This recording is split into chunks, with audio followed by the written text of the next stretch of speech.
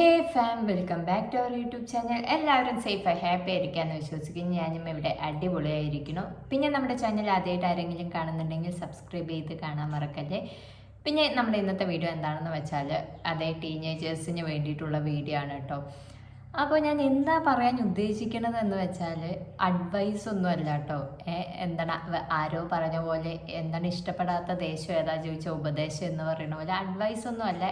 ഞാൻ ടീനേജർ ആയിരുന്ന ടൈമിൽ ഞാൻ എപ്പോഴും വിചാരിക്കും, അന്ന് ആ ടൈമിൽ ഞാൻ അങ്ങനെയൊക്കെ കാര്യങ്ങൾ പഠിച്ചിട്ടുണ്ടെങ്കിൽ പറഞ്ഞിട്ടുണ്ടെങ്കിൽ ഇപ്പം ഇത്രയും കഷ്ടപ്പെടേണ്ടി വരില്ലായിരുന്നു എന്ന് തോന്നിയ കുറച്ച് കാര്യങ്ങൾ ഞാൻ നിങ്ങളുമായിട്ട് ഷെയർ ചെയ്യാമെന്ന് വിചാരിച്ചു കേട്ടോ. കാരണം ഇപ്പോൾ കുറേ നമ്മുടെ വീഡിയോസൊക്കെ ടീനേജേഴ്സാണ് കുറേ കാണുന്നത്. അപ്പോൾ ഇത് നിങ്ങൾക്ക് ഉപകാരപ്പെട്ട വീഡിയോസ് ആയിരിക്കും. ആരും ഇത് ഉപദേശമായി എടുക്കരുത്. എൻ്റെ കുറച്ച് സ്റ്റോറീസും കാര്യങ്ങളൊക്കെ നിങ്ങളുമായിട്ട് ഷെയർ ചെയ്യാമെന്ന് വിചാരിച്ചു കേട്ടോ. അപ്പോൾ കുറച്ച് പേർക്കെങ്കിലും, കുറച്ച് ടീനേജേഴ്സിനെങ്കിലും അത് കുറച്ചൊരു ചെറിയ ഒരു മോട്ടിവേഷൻ ആവുമെന്ന് ഞാൻ വിചാരിക്കുന്നു. അപ്പോൾ നമുക്ക് വേഗം വീഡിയോയിലോട്ട് കിടക്കാം. ഫസ്റ്റത്തെ ഒരു ടിപ്പ് എന്താണെന്ന് വെച്ചാൽ, ഇത് നിങ്ങൾ വേണമെങ്കിൽ ഒരു ചെറിയ ടിപ്പായിട്ടൊക്കെ എടുത്തോ, നോ പറയാൻ പഠിക്കുക കേട്ടോ. എനിക്ക് അന്നും ഇന്നും ബുദ്ധിമുട്ടുള്ളൊരു കാര്യമാണ് നോ പറയൽ.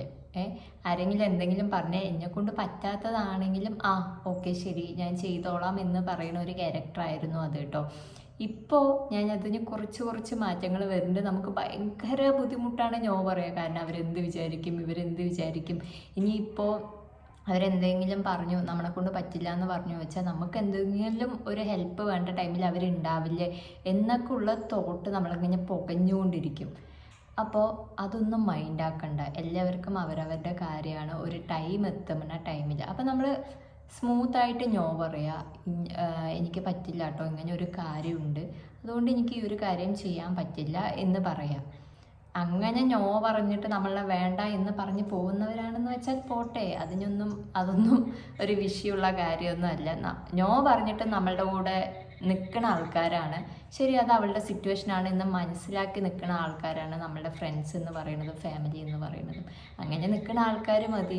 ഞാൻ ഫസ്റ്റൊന്നും നോ എന്ന് എൻ്റെ വായിന്ന് വരാൻ ഭയങ്കര ബുദ്ധിമുട്ടാണ് കേട്ടോ. ഞാൻ എല്ലാത്തിൻ്റെയും കയറി ചാടി ഇടപെടുന്ന ഒരാളാണ്. ശരി ഓക്കെ, എന്താണ് ഞാൻ ചെയ്തു തരാം, ഞാൻ സോൾവ് ആക്കി തരാം, ഞാൻ ഇതാക്കി തരാം എന്നൊക്കെ പറയും. പക്ഷെ ഇപ്പോൾ ഈശ്വരന്മാരെ എങ്ങനെയാണ് ഞാൻ അവരോട് നോ പറയാം? അപ്പോൾ നോ എന്ന് പറയാൻ മടിയുള്ള ഞാൻ ഇപ്പോൾ സ്റ്റെപ്പ് ബൈ സ്റ്റെപ്പായിട്ട് അത് മാറ്റിക്കൊണ്ട് വരികയാണ് കേട്ടോ. ഞാൻ ഇപ്പോഴും വിചാരിക്കുന്നത്, ഞാൻ ആ ഒരു ടൈമിൽ സ്കൂളിൽ പഠിക്കുന്ന ടൈമിലൊക്കെ ആണെന്ന് വെച്ചാൽ, ടീനേജർ ആയിരുന്ന ടൈമിൽ ഒന്ന് നോ പറയാൻ പഠിച്ചതാണെന്ന് വെച്ചാൽ എനിക്കിപ്പോൾ ഇത്ര കഷ്ടം ഉണ്ടാവില്ല എന്ന് എനിക്ക് പലപ്പോഴും തോന്നിയിട്ടുണ്ടാവും. അപ്പോൾ അതുപോലുള്ള ആൾക്കാരാണ് നിങ്ങളെന്ന് വെച്ചാൽ ജസ്റ്റ് ഇപ്പോൾ തന്നെ ഒന്ന് നോ പറയാൻ പഠിക്കുക. നിങ്ങൾക്ക് പറ്റുന്ന കാര്യത്തിന് എസ് പറയാം, പറ്റാത്ത കാര്യത്തിന് നോ പറയാം, അത്രയേ ഉള്ളൂ. പിന്നെ നിങ്ങൾ അടുത്തത് ഇമ്പോർട്ടൻസ് കൊടുക്കേണ്ടത് എന്തിനാണെന്ന് വെച്ചാൽ സെൽഫ് കോൺഫിഡൻറ്റും സെൽഫ് ലവുമാണ് കേട്ടോ. ഞാൻ അതിന് ഫസ്റ്റ് ഇമ്പോർട്ടൻസ് ഒന്നും കൊടുത്തിട്ടുണ്ടായിരുന്നില്ല. നമുക്ക് അപ്പോൾ അതിൻ്റെ വാല്യൂ ഒന്നും അറിയില്ലല്ലോ. ഒട്ടും കോൺഫിഡൻറ്റ് ഇല്ലാതിരുന്ന ടൈമുണ്ട്, ഭയങ്കര നെഗറ്റീവ് അടിച്ച് ഇരുന്ന ടൈമുണ്ട്. ഇപ്പോഴാണ് അതിനൊക്കെ ഞാൻ ചേഞ്ചസ് കൊണ്ടുവരുന്നത് കേട്ടോ. പണ്ട് ഞാൻ സ്കൂളിൽ പഠിക്കുമ്പോൾ ഉണ്ടായൊരു ഇൻസിഡൻറ്റ് ഞാൻ പറയാം കേട്ടോ. അപ്പോൾ തൊട്ട് എൻ്റെ ഒരു കോൺഫിഡൻറ്റും ഭയങ്കരമായിട്ട് പോയിട്ടുണ്ടായിരുന്നു. സെൽഫ് ലവും പോയി, സെൽഫ് കോൺഫിഡൻറ്റും പോയൊരു അവസ്ഥയായിരുന്നു.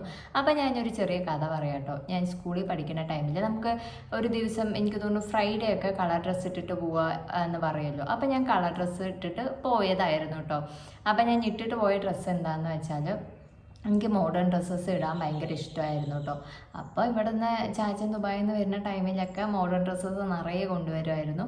അപ്പോൾ ഞാൻ സ്കൂളിലേക്ക് ഇട്ടിട്ട് പോയതും കറക്റ്റ് നല്ല രീതിക്കുള്ള ഡ്രസ്സ് തന്നെയായിരുന്നു. നമ്മുടെ ജയൻ്റെ പാൻറ്റൊക്കെ ഉണ്ടാവില്ലേ, അപ്പോൾ ആ ഒരു പാൻറ്റും അത്ര അങ്ങനെ ജയൻ്റെ പാൻറ്റ് എന്ന് പറയാൻ പറ്റില്ല, എന്നാലും അതേപോലെയുള്ള നമ്മുടെ കറക്റ്റ് ഫിറ്റ് ആയിട്ടുള്ള ഒരു പാൻറ്റ് കേട്ടോ. അങ്ങനത്തെ ഒരു പാൻറ്റ്, പിന്നെ ഒരു ടോപ്പും കൂടിയാണ് കേട്ടോ. ആ ടോപ്പിൽ ഇതെവിടെ ഇങ്ങനെ ലേയേഴ്സൊക്കെ വന്ന് നല്ല രസമുണ്ട്. കുട്ടികൾക്ക് ഇടാൻ പറ്റിയ ടോപ്പ് തന്നെയാണ് ഞാൻ ഇട്ടിട്ട് പോയത്. മാന്യമായ വസ്ത്രധാരണയിൽ തന്നെയാണ് സ്കൂളിൽ പോയത് കേട്ടോ.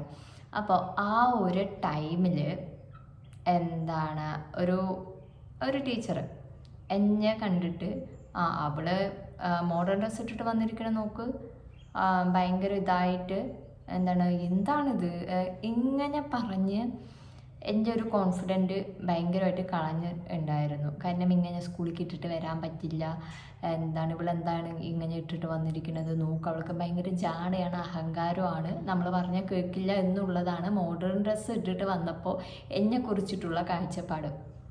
അത് ആ ടീച്ചർ തന്നെ വേറൊരു ടീച്ചറിൻ്റെ അടുത്ത് പറയണ ഇതാണ് ഞാൻ കേട്ടത്. അപ്പം തൊട്ട് അപ്പം നമ്മളുടെ ചെറിയ മനസ്സാണ്, നമ്മളുടെ മൈൻഡിൽ അപ്പോൾ ഓക്കെ ഞാൻ എന്തോ ചെയ്തത് വലിയ തെറ്റാണ് എന്നുള്ളത് കേട്ടോ. അപ്പോൾ തൊട്ട് ഞാൻ അങ്ങനെയുള്ള ഡ്രസ്സ്, എനിക്കിഷ്ടപ്പെട്ട ഡ്രസ്സൊക്കെ ഞാൻ കട്ട് ചെയ്തു, മീൻസ് ഇടണില്ല. അപ്പം ഞാൻ ഇട്ടിട്ട് പോയത് എന്താണെന്ന് വെച്ചാൽ സാധാരണ ഉടുപ്പുണ്ടല്ലോ, ആ ഉടുപ്പ് ഇട്ടിട്ട് പോകാറുള്ളൂ കേട്ടോ. അപ്പോൾ അതൊന്നുമില്ല, മുട്ടിൻ്റെ താഴെ വരെയുള്ള ഉടുപ്പൊക്കെ ഇട്ടിട്ട് അങ്ങനെ പോകുമ്പോൾ അവർക്കൊരു പ്രശ്നമില്ല. പക്ഷേ മോഡേൺ ആയിട്ട് കുറച്ച് ഡ്രസ്സ് ഇട്ടിട്ട് വന്നെന്ന് വെച്ചാൽ അവൾ അഹങ്കാരിയാണ്, ജാടയാണ് എന്ന് പറഞ്ഞിട്ടുണ്ടായിരുന്നു. എനിക്കിത് പറയണം എന്ന് ഷെയർ ചെയ്യണം എന്നുണ്ടായിരുന്നില്ല. പക്ഷേ ചിലവരെങ്കിലും ഇങ്ങനത്തെ ഒരു സിറ്റുവേഷൻ ഫേസ് ചെയ്തിട്ടുണ്ടാവുമെന്ന് ഞാൻ വിചാരിക്കുന്നു. കാരണം എന്തോ മോഡേൺ ഡ്രസ്സ് ഇട്ടവരൊക്കെ അഹങ്കാരികളാണ് എന്ന് ഞാൻ ചെറുപ്പത്തിലേ കേട്ടതുകൊണ്ട് എനിക്ക് പിന്നെ അങ്ങനത്തെ ഒരു ഡ്രസ്സിനോട് വലിയ താല്പര്യം കാര്യങ്ങളൊന്നും തോന്നിയിട്ടുണ്ടായിരുന്നില്ല കേട്ടോ. ഇടുന്നതും കുർത്താസായിരുന്നു. പിന്നെ അതൊക്കെ മറിയാൻ മീൻസ് എനിക്ക് ഉള്ളുന്ന ഇങ്ങനത്തെ ഡ്രസ്സ് ഇട്ടാലും കുഴപ്പമില്ല, മോഡേൺ ഡ്രസ്സ് ഇട്ടാലും കുഴപ്പമില്ല, നമുക്ക് കംഫർട്ടായിട്ടുള്ള ഡ്രസ്സ് ഇടുക. അപ്പോൾ അങ്ങനെയുള്ളൊരു ബോധം വരാൻ കുറച്ച് ടൈം എടുത്തു കേട്ടോ ഈ ഒരു ഇൻസിഡൻറ്റിന് ശേഷം. എന്താണെന്ന് വെച്ചാൽ എനിക്ക് എൻ്റെ സ്കൂൾ കാലഘട്ടം തീരെ ഇഷ്ടമല്ലാത്ത കാലഘട്ടമായിരുന്നു കേട്ടോ. കാരണം എന്താണെന്ന് വെച്ചാൽ എനിക്ക് പോകാനേ ഇഷ്ടമല്ലായിരുന്നു. ഇങ്ങനെ ഓരോരോ ഇൻസിഡൻറ്റും ഞാൻ അധികം പഠിക്കുന്ന കുട്ടിയൊന്നും ആയിരുന്നില്ല, ബാക്ക് ബെഞ്ചറായിരുന്നു. പക്ഷേ നമ്മളുടെ സ്കൂളിൽ ഇപ്പോൾ എങ്ങനെയാണെന്ന് അറിയില്ല, ഞാൻ പഠിക്കുന്ന ടൈമിലൊക്കെ പഠിക്കുന്ന പിള്ളേർക്ക് ഭയങ്കര വിലയും ഭയങ്കര കാര്യവും ഭയങ്കര അവരിനെ പ്രൗഡായി കാണുക അങ്ങനെയുള്ളൊരിതായിരുന്നു. പഠിക്കാത്ത പിള്ളേരിനെ അവർ ഭയങ്കര അഹങ്കാരികളാണ്, അവർ പറഞ്ഞാൽ ഒന്നും കേൾക്കില്ല, ഭയങ്കര ജാടയാണ്, അവൾ എന്തിനാ സ്കൂളിലേക്ക് വരണത്, അങ്ങനെയൊക്കെ കേൾക്കുമ്പോൾ നമുക്ക് മറ്റുള്ളവരുടെ മുന്നിൽ വെച്ച് പറയുമ്പോൾ അത് ഒബ്വിയസ്ലി അത് ഭയങ്കര ഹേർട്ടിങ് ആയിരിക്കും. പിന്നെ സ്നേഹം കൊണ്ട് മാറ്റാൻ പറ്റാത്തതൊന്നുമില്ല. പഠിക്കുന്ന കുട്ടിയാണെങ്കിലും പഠിക്കാത്ത കുട്ടിയാണെന്ന് വെച്ചാൽ സ്നേഹത്തോടൊന്ന് പറഞ്ഞാൽ എല്ലാവർക്കും മനസ്സിലാവുന്നതേ ഉള്ളൂ, അത് ആ ഒരു പ്രായത്തിൽ. അപ്പോൾ എനിക്ക് ആ ഒരു ടൈമിൽ എൻ്റെ സെൽഫ് കോൺഫിഡൻസും സെൽഫ് ലവും ഒക്കെ നശിച്ചൊരു കാലമായിരുന്നു കേട്ടോ. നിങ്ങൾക്കിപ്പോൾ ഇത് ഞാൻ പറയുമ്പോൾ വലിയ കാര്യമായി തോന്നുന്നുണ്ടാവില്ല, കാരണം അത് അനുഭവിച്ചവർക്കാണ് അതിൻ്റെ ഒരു ഇതറിയുള്ളൂ. അങ്ങനെ ആരെങ്കിലും അനുഭവിച്ചിട്ടുണ്ടെന്ന് വെച്ചാൽ അതൊന്നും കുഴപ്പമില്ല, നമ്മൾ എന്തൊക്കെ ലൈഫിൽ ഇനി കാണാനിരിക്കുന്നു അതൊക്കെ ഒരു ചെറിയ പാർട്ടാണെന്ന് പറഞ്ഞിട്ട് അങ്ങോട്ട് തള്ളിക്കളയുക. സെൽഫ് കോൺഫിഡൻ്റ് ആയിരിക്കുക, സെൽഫ് ലവ് നമ്മളെ സ്നേഹിക്കാൻ പഠിക്കുക ആദ്യം. അപ്പോൾ തന്നെ പകുതി പ്രശ്നം ലൈഫിൽ നിന്ന് മാറിക്കോളും. പിന്നെ നിങ്ങളുടെ പാഷൻ എന്താണെന്ന് കണ്ടുപിടിക്കാൻ നോക്കുക, അതിന് വേണ്ടി ഹാർഡ് വർക്ക് ചെയ്യാൻ നോക്കുക കേട്ടോ. അപ്പോൾ കുറച്ച് ടൈം എടുക്കും. അപ്പോൾ എന്തൊക്കെയാണ് നിങ്ങളുടെ ഉള്ളിലുള്ള കലാകാരനെ പുറത്തെടുക്കാൻ നോക്കുക, അല്ലെങ്കിൽ കലാകാരിനെയൊക്കെ പുറത്തെടുക്കാൻ നോക്കുക. ചിലപ്പോൾ ചിലവർക്ക് ഡാൻസിനോടായിരിക്കും, പാട്ടിനോടായിരിക്കും, സ്പോർട്സിനോടായിരിക്കും. അതുകൊണ്ട് സ്കൂൾ ടൈമിൽ എന്ത് പരിപാടി ഉണ്ടെന്ന് വെച്ചാലും അതിലങ്ങോട്ട് പങ്കെടുക്കാൻ നോക്കുക കേട്ടോ. ഞാനൊക്കെ പങ്കെടുക്കുന്ന ടൈമിൽ എന്തിനാ ഇതിനൊക്കെ നീ പങ്കെടുക്കുന്നത്, പഠിക്കാത്ത പിള്ളേർക്ക് എന്തിനാണ് ഇതൊക്കെ എന്നാണ് ചിലവരൊക്കെ പറയാറുള്ളത്. പക്ഷെ നിങ്ങളുടെ അടുത്ത് അങ്ങനെയാണെന്ന് വെച്ചാൽ നിങ്ങളൊന്നും മൈൻഡ് ആക്കരുത്. കാരണം നമ്മൾ ഹാർഡ് വർക്ക് ചെയ്യുന്നത് നമ്മളുടെ സന്തോഷത്തിന്, നമ്മളുടെ ഫ്യൂച്ചറിനും വേണ്ടിയിട്ടാണ്. സോ ആര് പറഞ്ഞതും ഒന്നും മൈൻഡ് ആക്കണ്ട, ജസ്റ്റ് എല്ലാ പരിപാടിക്കും അങ്ങോട്ട് പങ്കെടുക്കുക. ഡാൻസിനാണെന്ന് വെച്ചാൽ ഡാൻസ് അറിയില്ലെങ്കിലും കുഴപ്പമില്ല, ഞാനൊക്കെ അറിയാണ്ട് എത്ര ഡാൻസ് കളിച്ചിട്ടുണ്ട്, അറിയാണ്ട് എത്ര പാട്ടൊക്കെ പാടിയിട്ടുണ്ട്. അപ്പോൾ എനിക്കതിലൊന്നും പ്രത്യേകിച്ച് കഴിവൊന്നും ഇല്ലാന്ന് എനിക്ക് മനസ്സിലായി കേട്ടോ. എൻ്റെ കഴിവ് ഞാൻ ഇപ്പോൾ റീസെൻ്റ് ആയിട്ടാണ് ഇങ്ങനെയൊക്കെ എനിക്ക് ചെയ്യാൻ പറ്റും എന്ന് ഞാൻ കണ്ടെത്തുന്നത് കേട്ടോ. കാരണം വീഡിയോസ് ചെയ്യാനും വീഡിയോസ് എഡിറ്റ് ചെയ്യാനും അതൊക്കെ പഠിച്ചപ്പോൾ എനിക്കെന്തോ വലിയ കാര്യമായിട്ട് എനിക്ക് തോന്നി കേട്ടോ. കാരണം ഞാൻ അധികം ഭയങ്കര പ്രോ എഡിറ്റർ എന്നല്ല ഞാൻ പറഞ്ഞത്, അത്യാവശ്യം ഞാൻ എഡിറ്റ് ചെയ്യാനൊക്കെ പഠിച്ച് തംബ്നെയിലൊക്കെ ഉണ്ടാക്കാൻ പഠിച്ചു. അപ്പോൾ അതൊക്കെ ഞാൻ കുറേ കഷ്ടപ്പെട്ടിട്ടാണ് ഞാൻ ചെയ്തത്. അപ്പോൾ വീഡിയോസൊക്കെ ചെയ്യാൻ തുടങ്ങിയപ്പോൾ മനസ്സിലായി എനിക്ക് ഇതാണ് എൻ്റെ പാഷൻ എന്നറിയാൻ വേണ്ടിയിട്ട് ഞാൻ കുറച്ച് ടൈം എടുത്തു. പക്ഷെ നിങ്ങൾ ഒരിക്കലും അങ്ങനെ എടുക്കരുത്. സ്കൂൾ ടൈമിൽ തന്നെ എല്ലാ കാര്യങ്ങളും ചെയ്യുക. നിങ്ങൾക്ക് അഥവാ ഒരു യൂട്യൂബ് ചാനൽ ഇല്ലെങ്കിൽ നിങ്ങൾക്ക് അത് ഇൻട്രസ്റ്റ് ഉണ്ടെന്ന് വെച്ചാൽ അതൊന്ന് സ്റ്റാർട്ട് ചെയ്യുക. ഓക്കെ, അങ്ങനെ ഓരോരോ കാര്യങ്ങൾ ചെയ്തു വരിക. എങ്ങനെയാണ് പാഷൻ കണ്ടുപിടിക്കുന്നത്, എങ്ങനെയാണ് ഇതാണ് എൻ്റെ പാഷൻ എന്ന് അറിയുക എന്നൊരു ഡൗട്ട് പലർക്കും വരും. എനിക്കും അത് വന്നിട്ടുണ്ടായിരുന്നു. പക്ഷെ എനിക്ക് ക്ലിക്കായത് എപ്പോഴാണെന്ന് വെച്ചാൽ നമുക്കിപ്പോൾ നമ്മൾക്ക് ഇഷ്ടപ്പെട്ട കാര്യം ചെയ്യുന്ന ടൈമിൽ എത്ര ടൈം സ്പെൻഡ് ചെയ്താലും നമുക്കതിലൊരു പ്രശ്നം ഉണ്ടാവില്ല, നമുക്കതിലൊരു സ്ട്രെസ് ഉണ്ടാവില്ല. നമ്മൾ ഇഷ്ടപ്പെട്ട് ചെയ്തുകൊണ്ടേയിരിക്കും. നമ്മൾക്കിപ്പോൾ അതിൽ പൈസ കിട്ടിയില്ലെങ്കിൽ അതൊരു വിഷയമല്ല, കാരണം നമ്മൾ അത്രയും ഹാപ്പിയായി ഇഷ്ടപ്പെട്ടിട്ടാണ് ചെയ്യുന്നത്. അഥവാ പൈസ കിട്ടാൻ തുടങ്ങിയാലും അതൊരു തുച്ഛമായ പൈസയാണെന്ന് വെച്ചാൽ നമുക്കതൊരു പ്രശ്നം ഉണ്ടാവില്ല. നമ്മൾ ഇനിയും അതിൽ ഗ്രോത്ത് ചെയ്യാനേ നോക്കുകയുള്ളൂ. ഇനിയും അതിനെ എങ്ങനെ ഇമ്പ്രൂവ് ചെയ്യാം, ഇനിയും അതിൽ നിന്ന് എങ്ങനെ കൂടുതൽ പൈസ ഉണ്ടാക്കാം, അതാണ് നമ്മൾ ആ പാഷനിൽ നോക്കുള്ളൂ. നമ്മൾ അതൊരിക്കലും വിട്ട് കളയില്ല. അടുത്തത് ഇമ്പോർട്ടൻ്റ് ആയ ഒരു കാര്യമാണ് കേട്ടോ, പൈസയാണ് ഇമ്പോർട്ടൻറ്റ്. ലൈഫിൽ പൈസ ഉണ്ടെന്ന് വെച്ചാലാണ് നമുക്ക് അറ്റ്ലീസ്റ്റ് ഒരു കുറച്ച് വിലയെങ്കിലും തരുള്ളൂ. ഫോർ എക്സാമ്പിൾ, ഞാൻ എൻ്റെ ലൈഫിലുണ്ടായ ഒരു ഇൻസിഡൻറ്റ് പറയാം. എനിക്ക് ജോലി കിട്ടി, ഞാൻ സമ്പാദിക്കാൻ തുടങ്ങിയിട്ടോ.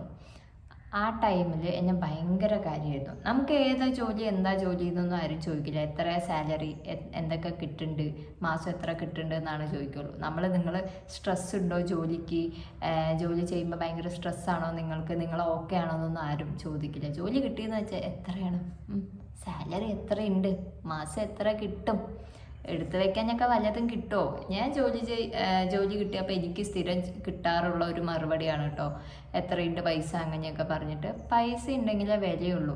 എനിക്ക് ജോലി കിട്ടിയപ്പോഴാണ് മൈൻഡ് ചെയ്യാത്ത ആൾക്കാരും കൂടെ എന്നെ മൈൻഡാക്കാൻ തുടങ്ങിയത് കേട്ടോ. അത് കഴിഞ്ഞിട്ട് ജോലി അങ്ങോട്ട് നിർത്തി, കാരണം അത് എനിക്ക് കംഫർട്ട് അല്ലാതെ ഞാൻ നിർത്തി.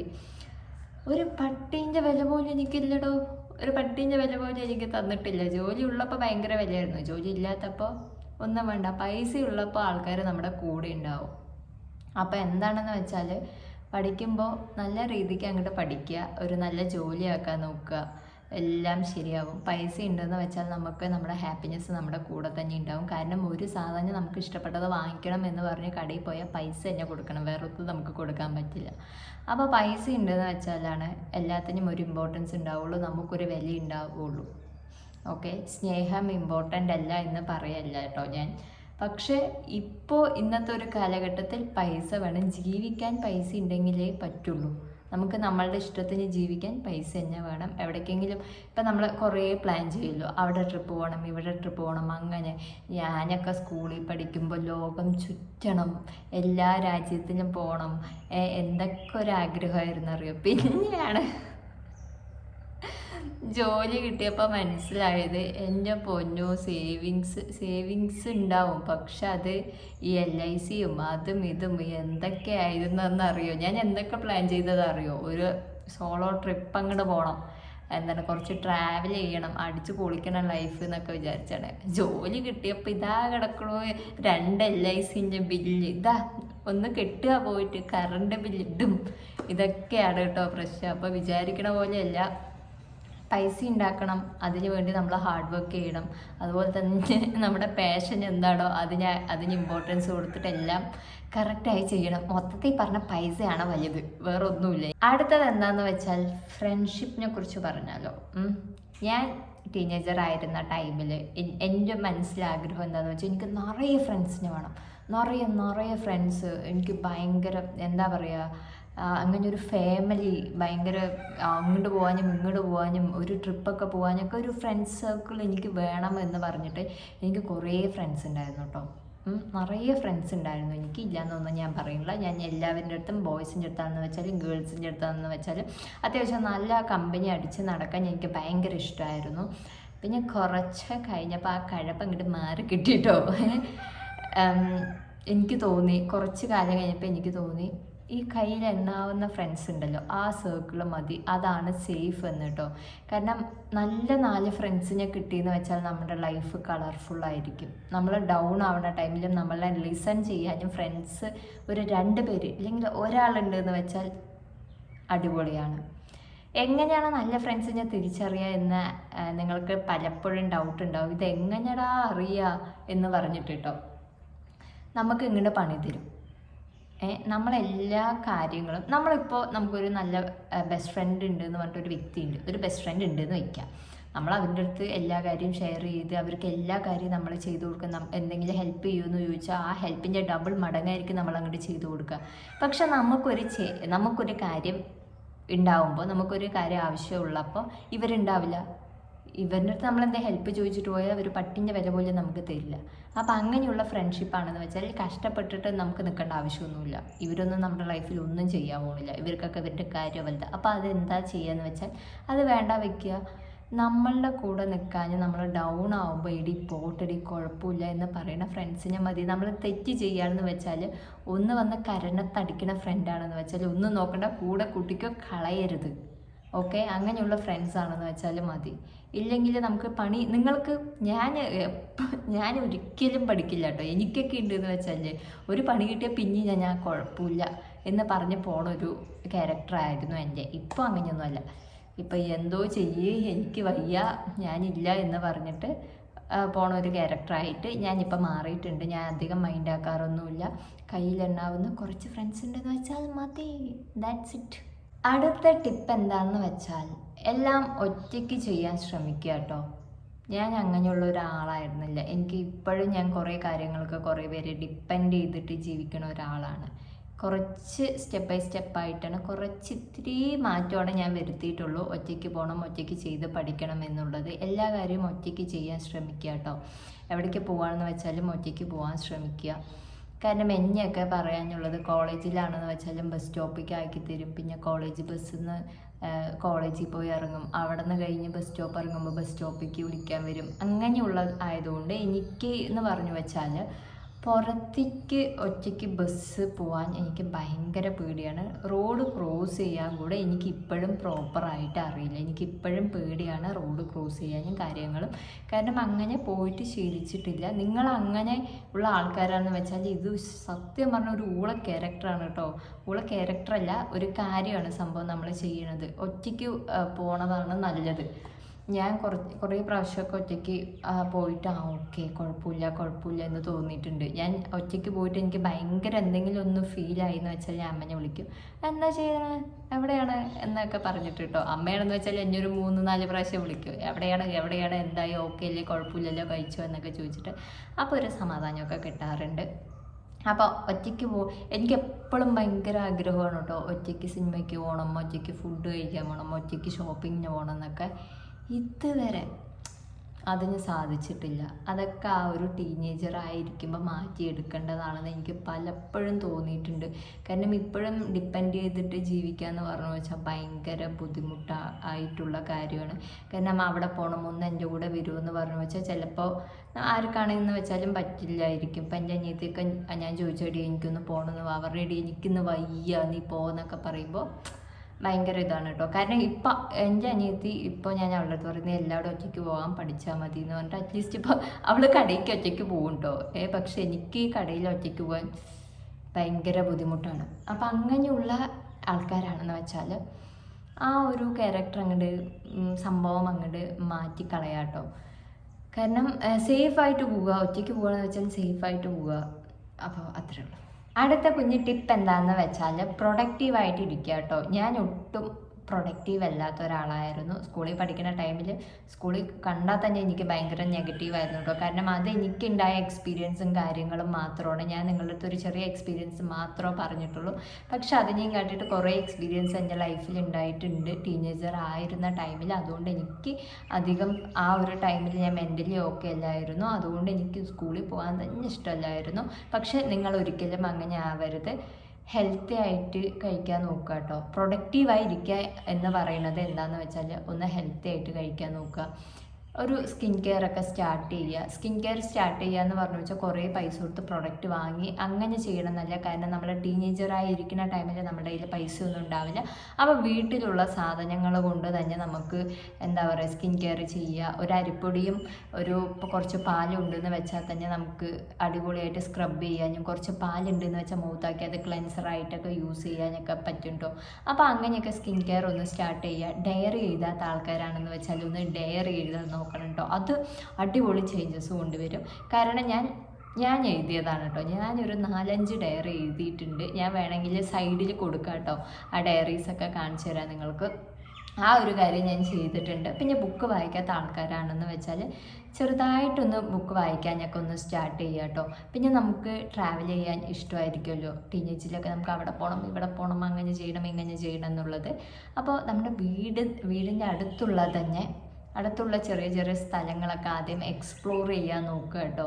അങ്ങനെ കുറേ കാര്യങ്ങൾ നിങ്ങളുടെ ലൈഫിൽ മാറ്റങ്ങൾ കൊണ്ടുവരിക, കുറേ കാര്യങ്ങൾ ന്യൂ സ്കിൽസൊക്കെ ട്രൈ ചെയ്ത് നോക്കുക. ഓരോരോ ചേഞ്ചസ് ഒന്നിൽ തന്നെ സ്റ്റക്കായിക്കൊണ്ട് ഭയങ്കര ബോറിംഗ് ആയിട്ട് ഇരിക്കരുത് കേട്ടോ.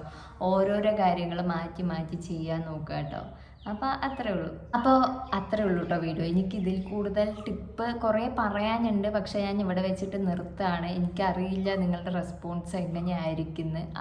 അതുകൊണ്ട് തന്നെ ഇതുപോലത്തെ വീഡിയോസ് വേണമെങ്കിൽ നിങ്ങൾക്ക് കമൻറ്റ് ചെയ്യാം. ഞാൻ ഇതുപോലത്തെ വീഡിയോസ് ഇടുന്നതായിരിക്കും കേട്ടോ. ഞാൻ പറഞ്ഞധികം ലേഖാക്കാൻ നോക്കുന്നില്ല, കാരണം എനിക്ക് കുറേ കാര്യങ്ങൾ പറയണമെന്നുണ്ട്. പക്ഷേ ഞാൻ ഇപ്പോൾ ഇവിടെ വെച്ച് നിർത്തുകയാണ്. നിങ്ങൾക്ക് വേണമെങ്കിൽ അത് കമൻറ്റിലൂടെ എൻ്റെ അടുത്ത് പറഞ്ഞാൽ മതി. കുറച്ച് പേർക്കെങ്കിലും എൻ്റെ ഈ ഒരു എക്സ്പീരിയൻസ് അല്ലെങ്കിൽ കാര്യങ്ങൾ കുറച്ചെങ്കിലും മോട്ടിവേഷൻ ആയിട്ടുണ്ടാവുമെന്ന് ഞാൻ വിചാരിക്കുന്നു. പിന്നെ എന്താണെന്ന് വെച്ചാൽ ഒരു കാര്യം നിങ്ങളോട് പറയാനുണ്ട്. ഇതുപോലെ ആരെങ്കിലും കുറച്ച് കാര്യങ്ങളൊക്കെ അനുഭവിക്കുകയാണെന്ന് വെച്ചാൽ, കാരണം ഇത് ചെറിയ കാര്യങ്ങളായിട്ട് പലർക്കും തോന്നാം, പക്ഷെ അത് അനുഭവിച്ചവർക്ക് മാത്രമേ അറിയുള്ളൂ അത് എത്ര വലിയ കാര്യങ്ങളാണെന്ന്. അപ്പോൾ നിങ്ങൾ ഇതുപോലെയൊക്കെ കാര്യങ്ങളിൽ എന്തെങ്കിലും പെട്ട് കിടക്കുകയാണ്, ഇപ്പം ഞാൻ ഈ പറഞ്ഞ കാര്യങ്ങൾ പോലെ ഉണ്ടെന്ന് വെച്ചാൽ എൻ്റെ അടുത്ത് ഷെയർ ചെയ്യണം എന്നുണ്ടെന്ന് വെച്ചാൽ ഞാൻ താഴെ ഒരു ഇമെയിൽ ID കൊടുക്കുക. ആ മെയിൽ IDക്ക് നിങ്ങൾ എന്തും ഷെയർ ചെയ്യുക കേട്ടോ. നിങ്ങൾക്ക് എന്താ തോന്നുന്നത്, നിങ്ങൾ കംഫർട്ടല്ലേ, നിങ്ങൾ ഓക്കെ അല്ല.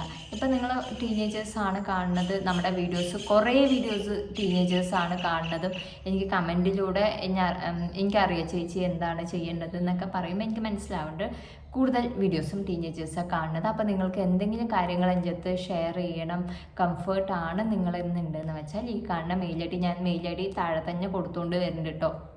അപ്പോൾ അതിലേക്ക് നിങ്ങൾക്ക് മെസ്സേജ് അയക്കാവുന്നതാണ്. അപ്പം വീഡിയോ അത്രയേ ഉള്ളൂ. ഇഷ്ടമായെങ്കിൽ ലൈക്ക് ചെയ്യാനും ഷെയർ ചെയ്യാനും സബ്സ്ക്രൈബ് ചെയ്യാനും മറക്കരുത്. Tata, love you.